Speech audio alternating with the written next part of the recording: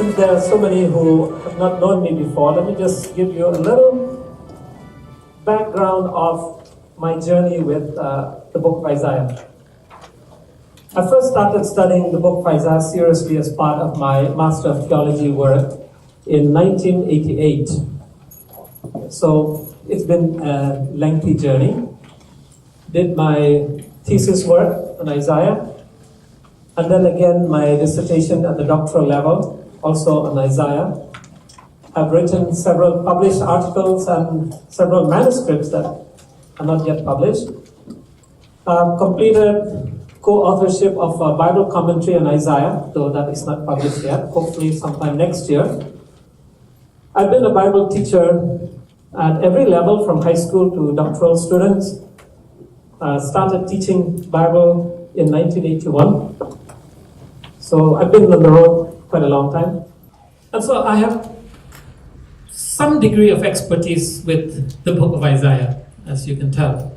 Now I say some degree of expertise because what I have learned about studying the Word of God over more than 30 years of teaching is the more I study something, the less I seem to know about it. Hebrews chapter 4 verse 12 says that God's Word is alive. And the thing about living objects is that they are constantly changing before your eyes. How many of you have younger children? Well, there's one here who's forced to attend the seminar. No choice, since both parents are attending. One of the things about having younger children is how much they change right before your eyes.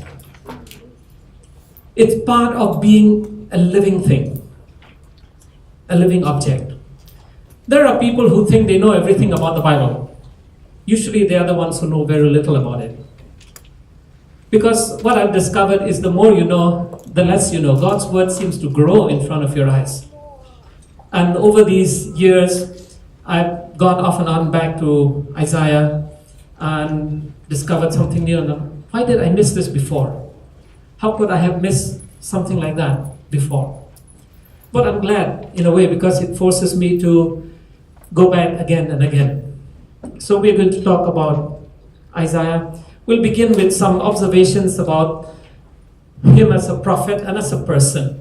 And I think that's important. Because sometimes we read books of the Bible, we don't realize they were written by real persons who lived real lives, perform ministry or whatever God asked them to do.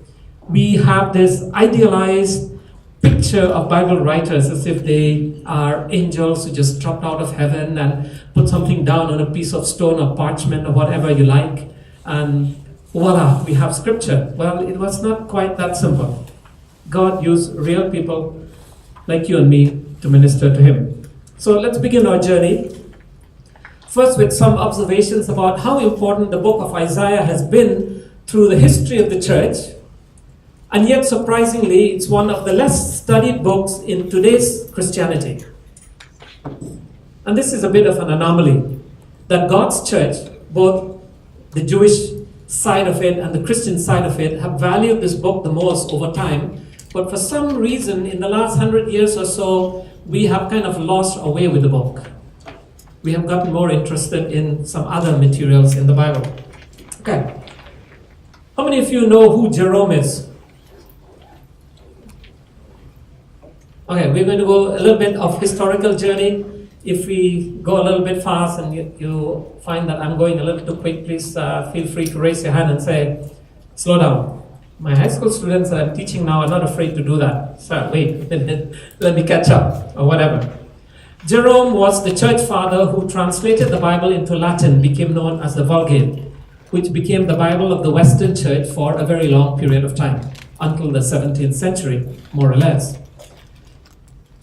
This was his understanding of Isaiah. He says that you can find Isaiah not only in Christian dogma, but also in physics, ethics, and logic. Now, I think Jerome is a bit hyperbolic in that sense. But what he's trying to say is that Isaiah is so important that you could study any field and you might bump into ideas that arise from his book.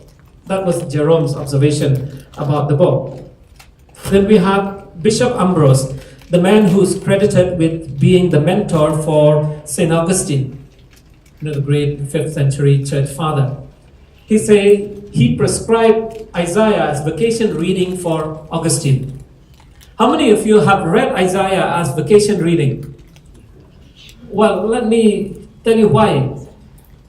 Just listen. If you have your Bibles, it's okay. Listen, heavens, pay attention, earth, for the Lord has spoken. I have raised children and brought them up, but they have rebelled against me. The ox knows its owner, and the donkey its master's feeding trough. But Israel does not know. My people do not understand. Oh, sinful nation, people weighed down with iniquity, brood of evildoers, depraved children. Would you like that for holiday reading? Come on, honestly. How many of you? This would be great holiday reading. Now I can really enjoy the North Pole. Yeah, maybe if you were there. Okay? And the first chapter is one of the most depressing chapters in the Bible. So depressing that hardly any pastor ever dares to preach from Isaiah chapter 1. If he can, I will actually give him a personal certificate. It doesn't get better as you run down through the chapter. As you get a little deeper into chapter 1, here is what we read. When you come to appear before me, who requires from you this trampling of my courts?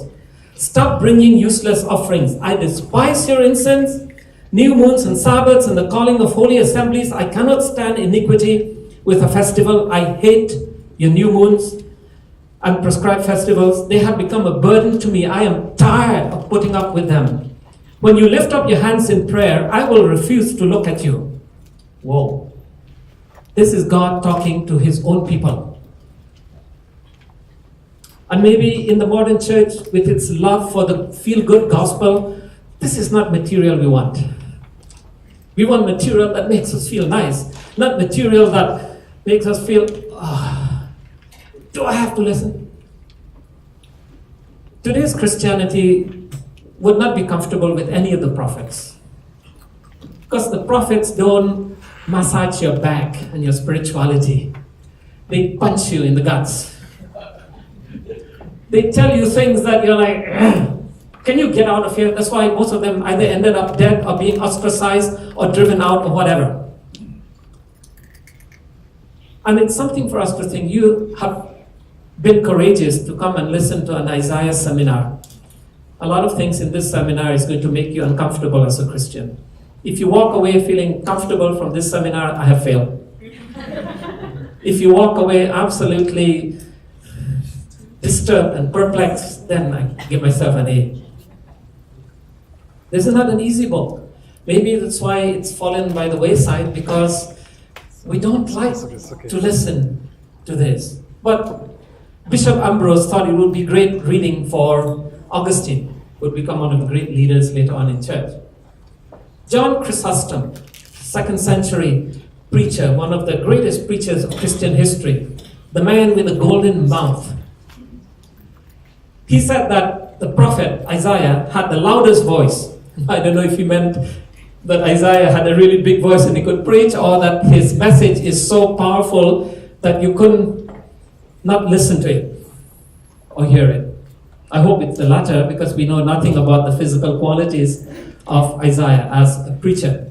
Isaiah had a ministry that lasted roughly 60 years, the longest prophetic ministry in the Bible. Moses had 40, Jeremiah 52, Jesus 3 years. Paul about 30. Nobody can compete with Isaiah.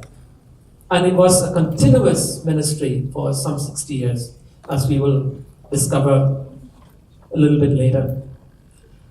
There's a 7th century manuscript, a Syriac manuscript, that puts a little better light on Isaiah, the most highly praised of the prophets. So clearly, they, unlike John Chrysostom and so on, who had a bit hyperbolic view, they had a more balanced view of him. During the medieval period, they loved writing what were known as mystery plays.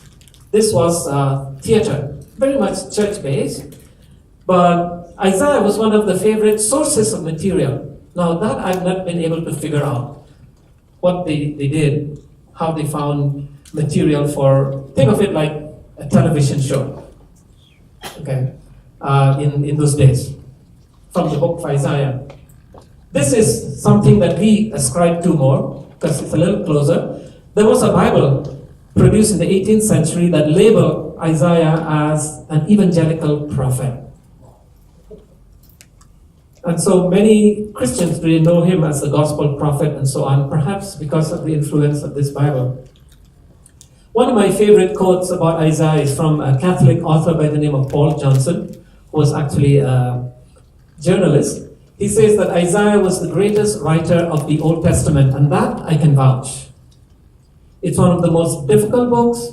Those few, anybody here has studied a little bit of Hebrew, even if just in my one-time seminar? Come on, don't be ashamed. Hebrew is God's language. If you don't know Hebrew, you cannot go to heaven. You will have to study many, many years of Hebrew, and you may still not be able to translate Isaiah. He has such a high, specialized vocabulary. His writing style is up there above everybody else. Okay? He was a skilled author, and we will talk about this a little bit more and how it affects how to understand and how to interpret the book because of that. John Bunyan used many names that he derived from Isaiah in his Pilgrim's Progress, the various characters and places and so on.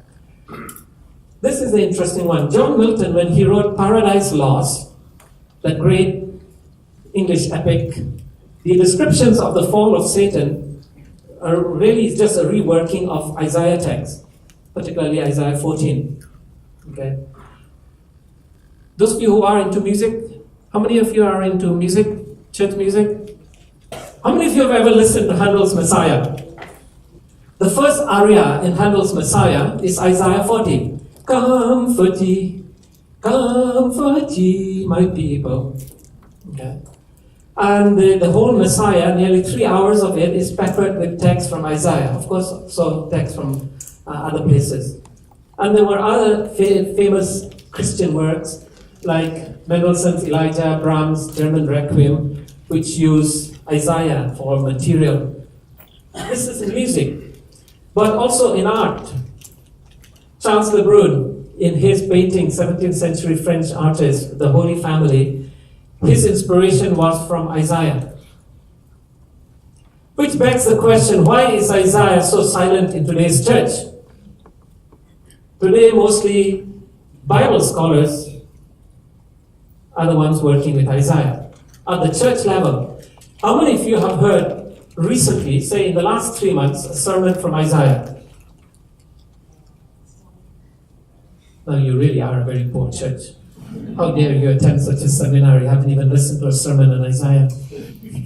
Well, actually, that's something you should say to your pastors, I guess. How many of you have heard a sermon on Isaiah in the last year? 1, 2. That's still very, very poor. How many of you can remember a sermon of Isaiah in the last 5 years? Wow, that's getting worse. You see what I'm saying? In the past, Isaiah had an influence in the art of the church, the music of the church, the thinking of the church. So why is the book basically been consigned to scholarly activity? Is it because the book is really so difficult, or because its message is hard to absorb? Is it because Isaiah is not a masseuse, spiritually speaking? He is more like a boxer trying to knock you out. Or is it because we recognize that if we take Isaiah seriously, many of our pet ideas as Christians will have to be thrown out of the window? Everything from ideas of ministry and ideas of sacrifice. Everything from personal connection with God, simple little thing like faith, which has a totally different ring in Isaiah, to how we relate to the problems of life. And so we are going to be challenged these next 2 days, like I said, and I'm going to be happy if you leave with more questions than answers. If you think you get all the answers these 2 days, then I'm not going to be very happy. It means I've failed in presenting Isaiah. I'm sure most of you are familiar with this. You heard of the Dead Sea Scrolls? How many of you have been to Israel? Have you gone to the Dead Sea Scroll Museum? Yes. That beautiful white top thing? Yeah. He was the most popular Bible writer in the Qumran community. They did more work on Isaiah, and the only complete scrolls in the Qumran collection come from the Isaiah scrolls, 2 complete scrolls. And that includes some recent finds in 2017. It seemed that the Essenes, who probably were the inhabitants of Qumran and produced the Dead Sea Scrolls, they saw Isaiah as the peak of Old Testament theology. Now remember, they were contemporaries of Jesus. John the Baptist was probably part of their community, and there are many scholars who believe Jesus himself might have spent time among the Essenes. Because some of the ideas in the Gospel of John, especially about light and darkness, sounds very much like Qumran theology. They valued Isaiah a lot. So why has Christianity gone so far away from the book? If you were Jewish during the Middle Ages, all the Jewish lectionaries, think of them like your devotional readings that Christians have today, that you would read every day or in church. They were known as Haftarot. Most of these readings came from the book of Isaiah. In other words, it was the most read text for both Jews and Christians until recent periods. But if you want to dismiss all that historical stuff, let's look at the canonical stuff, part of the Bible. It doesn't matter whether you open the Hebrew Bible or the Christian Old Testament, Isaiah is the first book in the prophet list. Is Isaiah the first, chronologically speaking, the first prophet among the writing prophets of the Old Testament? Is he the first one? No, he's not. In that list of 16 books of prophets, who was the first in the line, in terms of timeline? Job? Maybe Job? No, Job is not prophetic material. No, Daniel is about almost 2.5 centuries after Isaiah. Jeremiah is about 200 years after Isaiah. Come on, folks. This is a Bible class or what? Moses is a different. We talk about the prophet books. The list of books, 16 books. Amos predates him, but somebody else predates Amos. Joel is probably the oldest of the writers. There would have been at least 2 others, Hosea, Amos, before Isaiah appeared in the scene. But in every canonical listing, Isaiah has always come as the first one. Clearly, the early Christians who put together the canon thought this was the most important prophet book, and so they placed him first. Now, we're going to do this kind of quiz as we go along, okay, so be prepared. I am a teacher, and the less you answer, the more quiz you will have. Okay, so we're going to do that. The 2 books that are cited the most in the New Testament are Psalms and Isaiah. But in terms of single authorship, then Isaiah is the one who's cited the most. Okay, there are just a few more quotations from Psalms, but Psalms is a multi-author work, so it doesn't fall in the same category. Okay, this is interesting.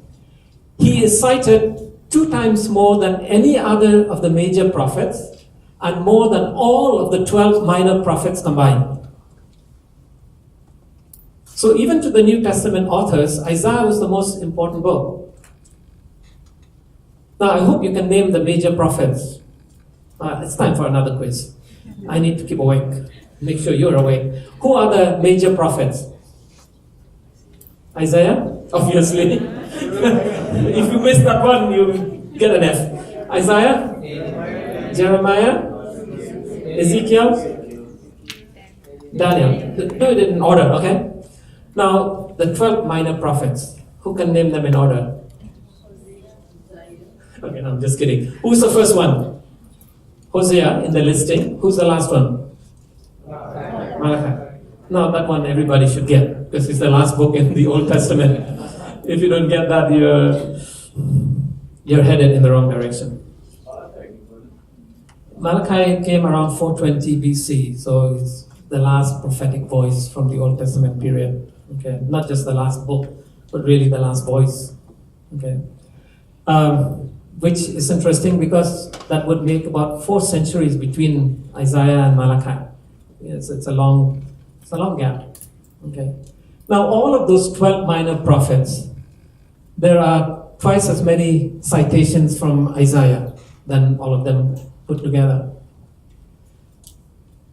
Of the 66 chapters of the book, 56 of those chapters reappear in some form in the New Testament.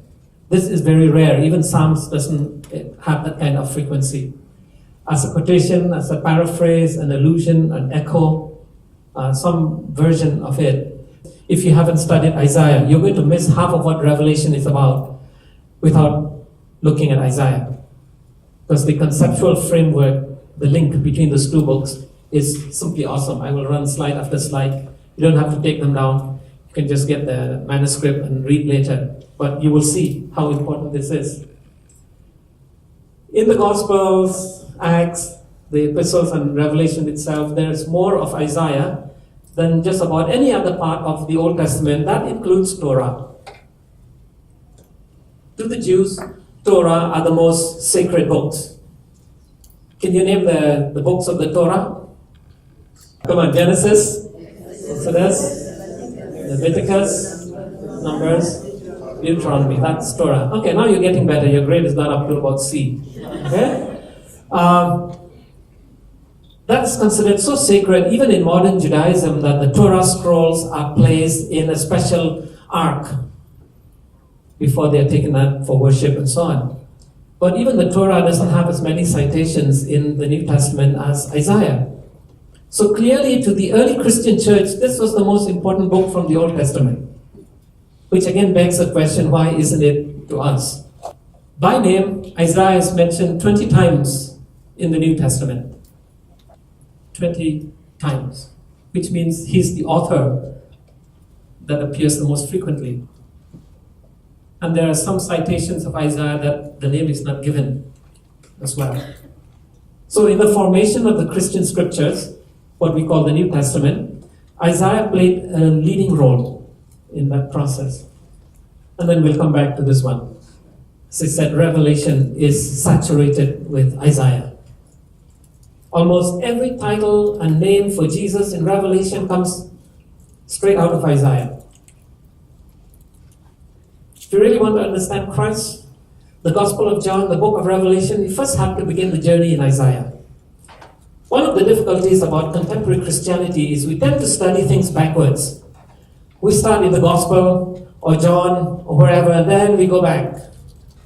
And so we may like Psalms, and so we get stuck there for a while. We may like Genesis with all the bedtime stories, after all, especially if you're parents with young children.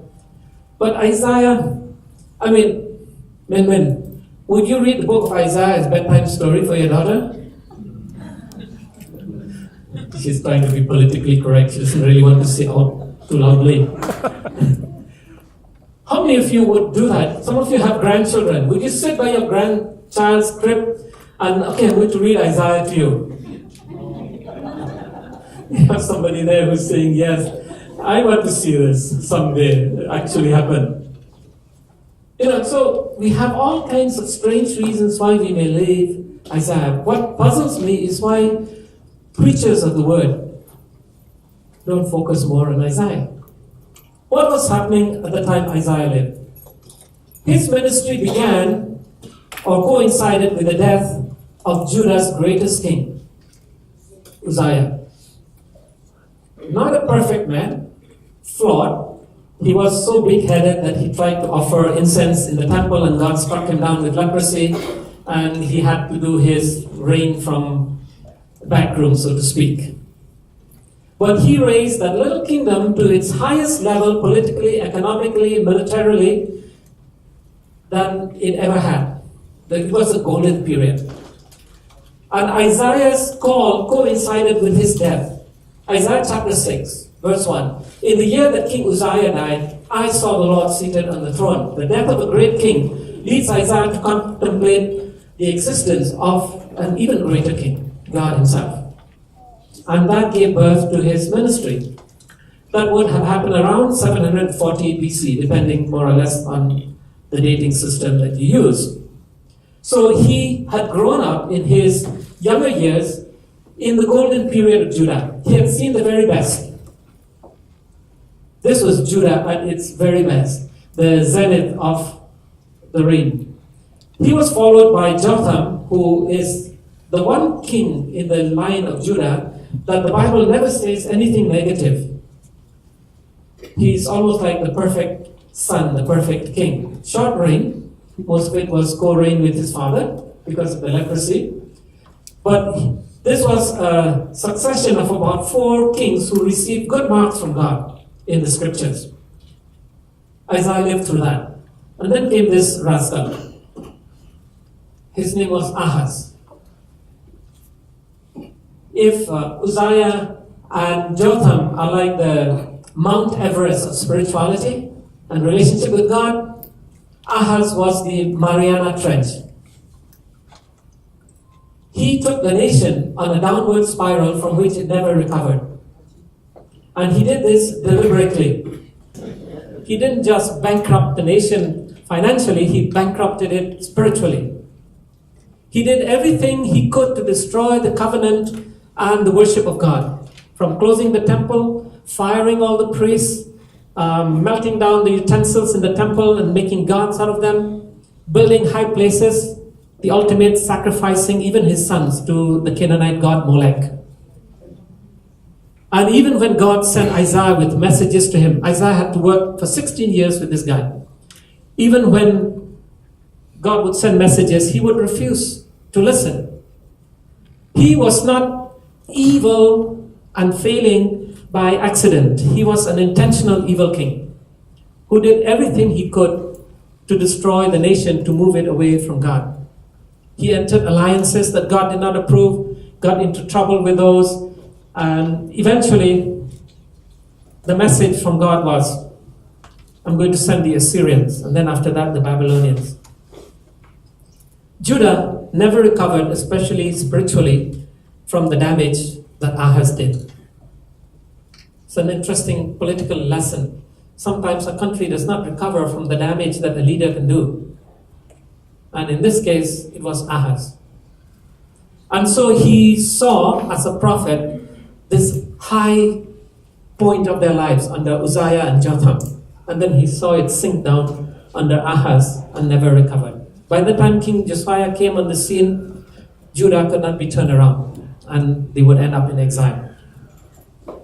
Now, being a prophet in those circumstances would have been difficult. You've seen the best of the country, of the relationship with God. Now you've seen the worst.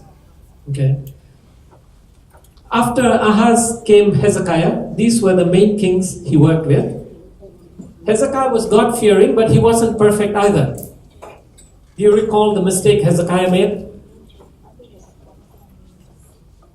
You know Hezekiah, right? What mistake did he make? He was not happy with God's plan A. So he requested a plan B. There's an interesting lesson here. Never ask God for a plan B. It doesn't work out. God says, it's time for you to go. Put your house in order. No, Lord, please. I have served you so well. What a good servant I have been. How can you be so unfair to me? He throws a tantrum. He pouts and he weeps and he cries, and God's like, okay, stop all this noise. I will extend your life. What do you want? God says, I'll give you a sign. He said, no, I don't just want any sign. I want a sign that will never be misunderstood as a mistake. What? Make the sun go backwards. He didn't realize the Babylonians were watching all this stuff. So when the Babylonians arrived to see what a miracle had happened, be careful with miracles. There are Babylonians watching your miracles. So you ask, this miracle from God, he gets it, the Babylonians come around. What does Hezekiah do? Shows off, right? Look how rich I am. God sends one of the saddest message, and Isaiah is the carrier of that message. You did not honor God. Instead of telling about your God who healed you, you showed off your wealth. So these very same Babylonians will return and they will carry off the wealth of your nation. Hezekiah says, it's okay as long as it doesn't happen while I'm alive. So even Hezekiah, who has good ratings in the historical books, had a serious problem. Imagine being a prophet. Those of you who work full time for the church, do you sometimes, don't answer me, but in your heart, do you sometimes gripe about the church leaders you have or the country leaders you have? Oh, they're so bad, oh, nothing ever works out. Well, God has mysterious plans. That's all I can say. He had a really righteous king like Jotham and a real rascal like Ahaz. They had this mixed up guy called Hezekiah. And then comes Manasseh, who decided, oh, Isaiah is too much trouble, better get rid of him. According to Jewish traditions, he ordered the execution of Isaiah and rather cruel way, sawed him in half. Sorry, no anesthesia either. You lie there and we saw you in half. Probably just as bad as being crucified. But here is the amazing thing about Isaiah, unlike Jeremiah. Not once in those 60 years, in this very long book, do you ever hear a negative, doubtful, skeptical comment about God. Never once. Jeremiah complained and griped, so much so he became known as the weeping prophet. But not Isaiah. He took everything on his chin. All the changes in history, good to bad, bad to good, and mix up to eventually his death. This probably happened in the first year of Manasseh, which be around 681 BC. We'll look at some of the dates. This would not have been easy. Good king, mix up king, and really bad one. Hard to carry on a ministry in that kind of atmosphere. So we know when he was called, according to chapter 6, the year that King Uzziah died, which is around 740 BC, which would mean that he was born around 765. He was approximately somewhere around 25 years of age when he was called to ministry. Okay. If he died in the first year of King Manasseh, that would be around 681. Okay, so about 60 years of ministry. He was in his 80s when he died. Jewish tradition, the Bible doesn't tell this, but Jewish tradition maintains that he was a cousin of King Uzziah, which explains the level of education that he displays in the book. He would have come from the aristocracy. It also explains the ease that he had to the courts of Judah. It seemed that Isaiah could just walk in and out of the courtrooms anytime he wanted, whereas Jeremiah and Micah and the others could not. Okay, so clearly he had some connections there. Okay, and this may have been through family. This is a bit puzzling. There is one reference to his wife in chapter 8, verse 3, and he calls her prophetess. Can you name some other prophets whose wives we know of? Hosea. Hosea had a very infamous wife. What was Hosea's wife's name? Gomer. Okay, so we know about him.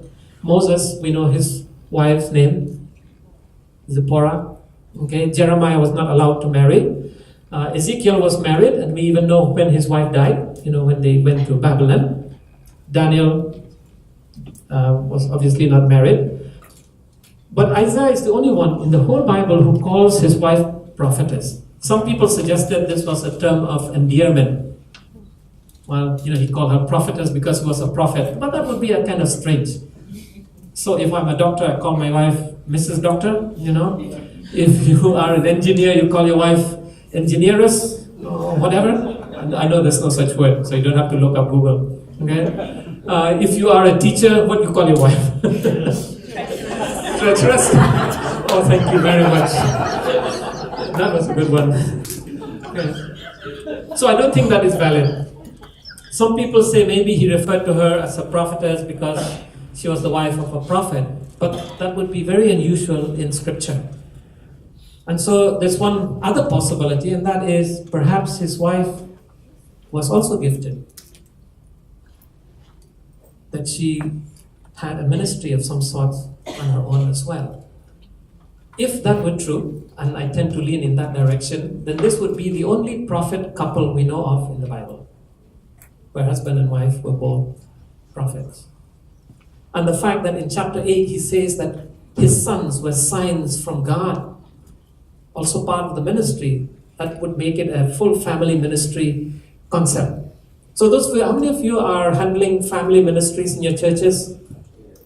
Any family ministries people here? No families in your churches? Oh, so sorry. Okay. But if you are handling family ministries, read the book of Isaiah. Pay attention to those family details that he has. I think you'll get some insights into how to do some work. We know the names of his sons. Shir Jashub, which means a remnant remains. Okay, pronounce this one. It's the longest name in the Bible. Okay. Do you know what it means? Quick to the plunder, swift to the loot. This was a description of war. And there's every possibility, based on linguistic comparisons, that Maher-shalal Hashbaz is the same person as Emmanuel in chapter 7. That these are two names for the second son of Isaiah, who became a sign and then eventually a messianic promise. He was highly educated. His Hebrew is unmatched by any writer, higher than even Solomon's Hebrew. And he was a teacher, so I'm comfortable with him. He had his own school. Well, I don't have my own school, but he had his own school. He talks about his students. Now, in the Old Testament, there were what we now know of as schools of prophets. There are 3 prophets that had their own schools. Isaiah is one. Can you name the other 2? Samuel? Not Elijah. Elijah was too much a loner. Nobody wanted to study with him. Elisha. Okay. So Samuel had his school of prophets. Think of it like a seminary. Okay, not the way it sounds. Elisha had one, and Isaiah had one. So clearly, it's a testament to the level of education that these men had, and a very long ministry, some 60 years. One of the biggest problems about studying Isaiah today, and it also explains why Isaiah is not preached so much in the churches, is that most scholars have decided that Isaiah did not write the book of Isaiah. And so we need to deal with this a little bit. The authorship issue, starting around the 17th century, became a big issue in studying Isaiah. Most Christian seminaries today teach that Isaiah did not write this book. And this is a bit sad because it means that most students in those seminaries learn that Isaiah is not the writer of the book. Maybe parts of it. The book, however, talks of only one author, and 3 times, chapters 1, 2, and 13, that Isaiah is the author.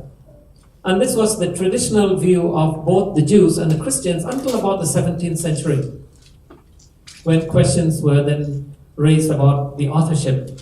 So traditionally Christians, and at the church level, most people still believe Isaiah is the author, but not at the seminary and scholarly levels. Okay?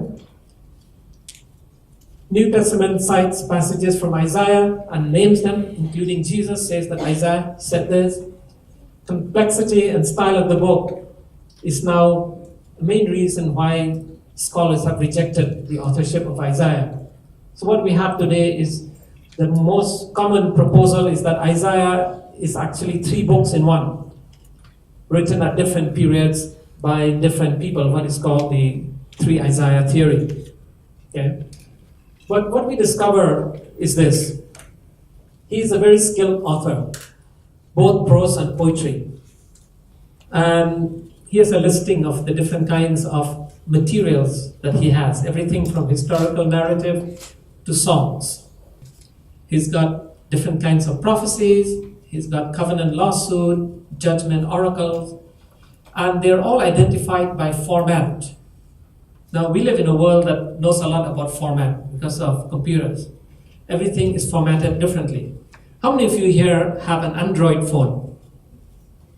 Okay, lift up your phone. Let me have a look. Okay. How many of you have iPhone?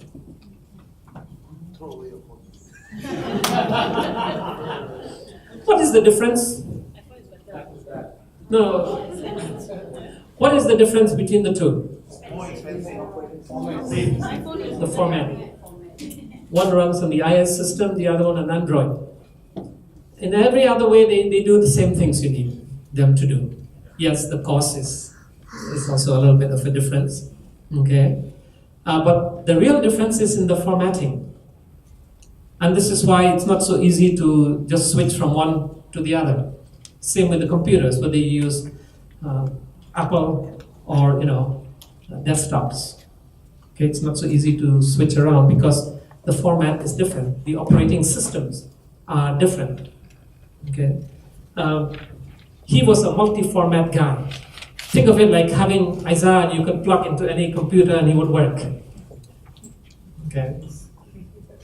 I made most of my PowerPoints on Windows 2016.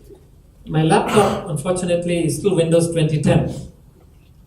So when I transferred my materials into my laptop, what is the first thing I had to do? I had to reformat every slide to kind of fit with the lower version. And that was a bit more work than I had planned to do. I had hoped it didn't mess up too much, but you know what happens when you transfer from a higher format to a lower format. It's always easier to go up. Coming down is very hard. Okay. Isaiah could plug himself into anywhere. You want some historical material, it's there. You want some songs, it's there. You want some messianic stuff, it's there. Lots of it. But this is where I spend most of my time. Isaiah was a master at literary techniques. In fact, this is just a sampling of some. And you need to know this because if you read Isaiah and you don't understand this, you're going to get many things incorrect. What do we mean by literary techniques? This is, sorry about the technical term, I can't make it any simpler. It's called hapax legomena, or just hapax. That means that that word appears only one time in the whole Bible. So for example, this word salmunim, which is translated as gifts, appears only in Isaiah 1:23, nowhere else in the Bible.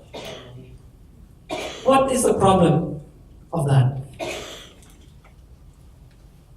If you have a word that appears only once in the whole scripture, nowhere else, what difficulty could you run into? How would you really adequately translate that word? How can you be certain that you know what it actually means? Since there's no other comparison, there's no other analogy, and he's loaded with hapax. You actually have to buy a separate lexicon for Isaiah because of this problem. He's got so many words that nobody else uses that doesn't appear even in his own book only one time. Clearly, he was a master of vocabulary in his language. He never used words that normal people use. What is the average English vocabulary of most second language speakers like you and me here? Yeah, somewhere roughly around that number, maybe a little bit higher with education. What is the vocabulary of the English language today?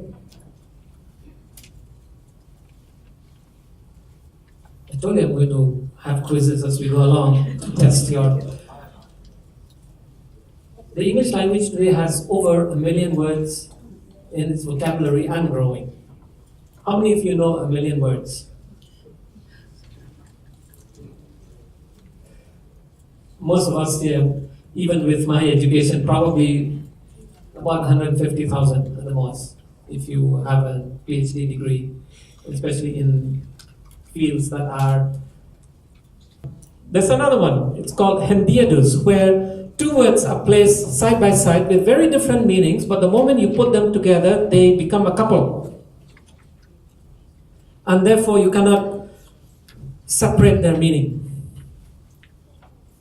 By the way, Southeast Asian languages have a similar phenomenon. Thai, for example, has this phenomenon with two words that I use very often, sanuk sabai. By themselves, they mean something else, but when you put them together, they mean something else. And you cannot separate them to get that same meaning. Okay.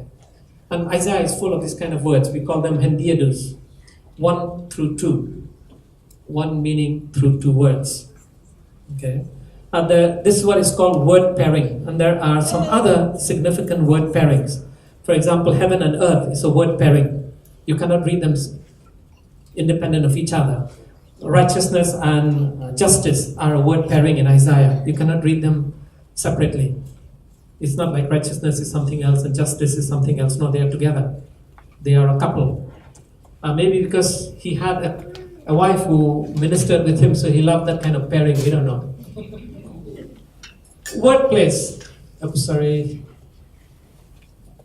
Please turn to Isaiah chapter 1.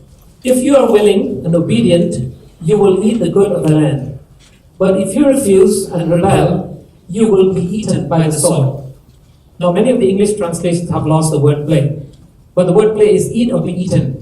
So if you are willing, you will eat what is good. If you're not willing, something will eat you up. He loved sound rhymes. But unfortunately, you have to read Hebrew to see this. Kupa and Sukkah, there's no way to translate them properly in English. Okay. He loved personification. Do you know what personification is? Where you take something material and make it like a living thing, like a human thing. Okay.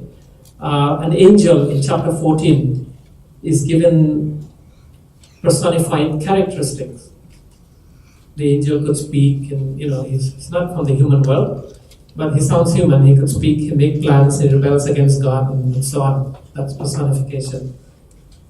And then this one, I read this to you. Listen, heavens, pay attention, earth. In literary techniques, when you speak to nature, it's called an apostrophe. Don't confuse this with the grammar term. Okay. And Isaiah does this a lot. He tells the earth to listen. He tells the hills to listen. He tells the sky to pay attention. Okay, where he's talking to the inanimate objects. And he does this a lot, all over his book. Among critical interpretations today, this is in vogue. Multiple authorship theories, usually divided along these lines. There's what is called the first Isaiah, second Isaiah, and third Isaiah. And most of these kinds of scholars, as I said, most seminaries, that's what they teach now, they would say only this part, and even this part, not everything was written by Isaiah.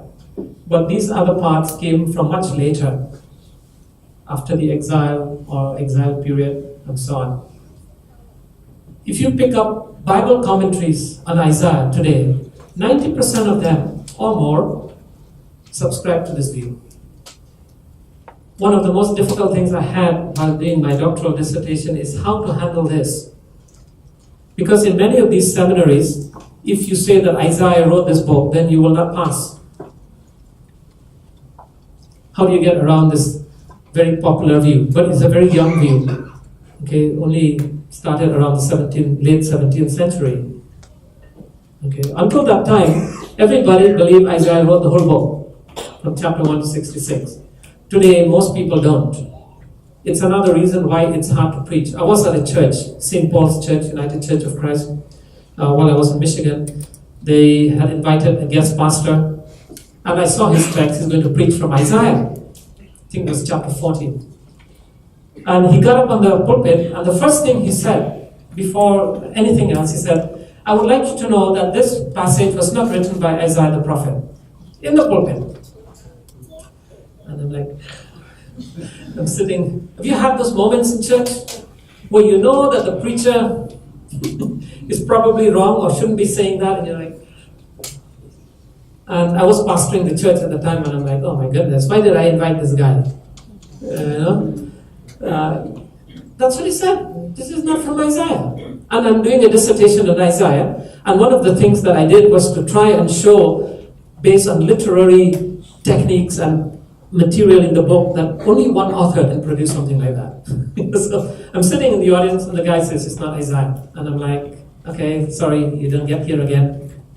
Okay. Never invited him again. Good guy, decent sermon, but not biblical. Because if you claim that Isaiah only wrote some portions, then that runs against the grain of revelation, inspiration, the views of the church over the 2,000 years, etc. People like me belong to this group, but we are not a unified group either. It's what is called canonical views.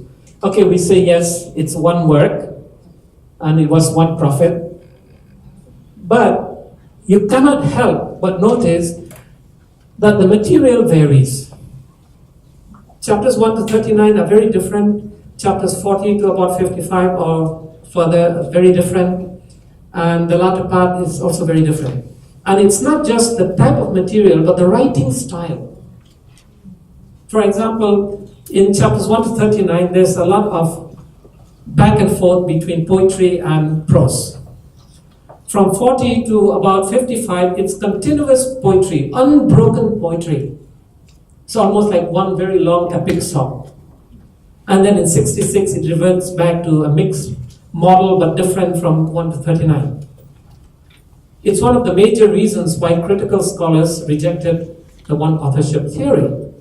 So for those of us who still believe Isaiah wrote, we have to explain why these parts are so different from each other. These guys, they are big evangelical Old Testament scholars. Yes, Isaiah is the author, but they are not fully agreed on how to break up the different parts. Okay, so you get a little bit of a disagreement among the canonical authors. This is one of my favorite Old Testament scholars, Alec Quartier, Englishman. He came up with his own scheme. Yes, Isaiah is the author, but he divided the book this way. Chapters 1 to 37, 38 to 55, 56 to 66. And he gave them names. The book of the king, the book of the servant, based on the most important motif in the book, or in that section, and the book of the anointed conqueror. One of the things about spending so much time with the book is I began to realize that all these views of authorship are inadequate. Okay, I believe Isaiah is the author of the whole book, but how to explain the differences that are very clearly in the book? I don't agree with any of the guys that I put up before, and so you will get the Fanwar theory, or the Fanwar version. You don't have to agree with me. As long as it perplexes you, I'm satisfied. Okay? If you leave here confused, so who's right? Alec Quartier, the critical scholars, or Fanwar? Well, of course, I have to be right. This is my seminar. You know what I mean? But you don't have to accept it, but we will talk about it. Because I think many times people have missed some important clues about why there is a shift. Why he shifts style, vocabulary, and form, and everything else all through the book.